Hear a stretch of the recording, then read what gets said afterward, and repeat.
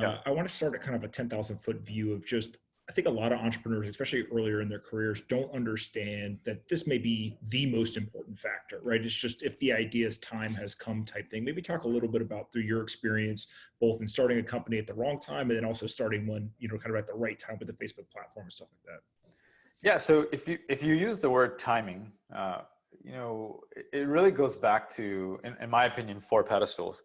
But people talk about product market fit. Product market fit is essentially just that it fits within a certain time frame, and then you have a product that is working. How do you quantify that in a market that has demand for that product? How large is that market at that time? And then what's the team behind it that substantiates those 2 aspects? And I'd say the other pedestal, in our opinion, that people kind of forget about is the distribution of that product into that market.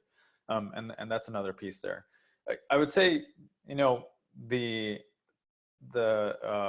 timing really equals product, market, team, and distribution as a whole. If you want to look at it as a formulaic perspective, and the products that I was building and my colleagues were building, you can say that either the timing was off, that the market wasn't ready for it, or the product you built just wasn't working for the market that existed, right? Like it's kind of either or. And I would say all of my products had a failure of one of the 2 at any given point when we first started, right? Where the market was fairly saturated with a ton of the same types of products, so what you were building wasn't any differentiated. It was a commodity, and so we call that kind of red ocean markets, right? Where you're just building the same thing. It doesn't feel monopolistic. It doesn't feel like there's a unique value proposition unless there's something really unique. And sometimes unique means distribution, but a lot of companies don't have that either. But when you're starting off from scratch, say 0 to 1, you don't have distribution. You're trying to figure out what's the wedge to get that distribution. And then in terms of how do you evaluate that, right? So like I'm an entrepreneur, I want to go actually build this company. I've got this idea. How do I evaluate, is this the right time for the product? Yeah, what I'd say is who fucking knows, right? I think the part of that is that there's a certain amount of risk that you're underwriting in the beginning.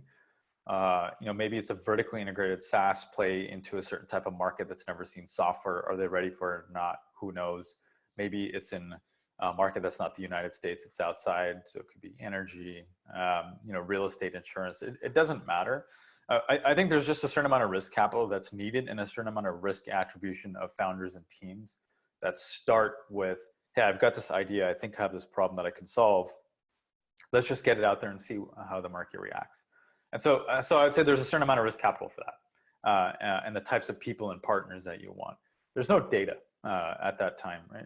Especially like, let's just say you and I are starting a company. There's 2 of us, and maybe we get 2 to 3 people to act on top of it.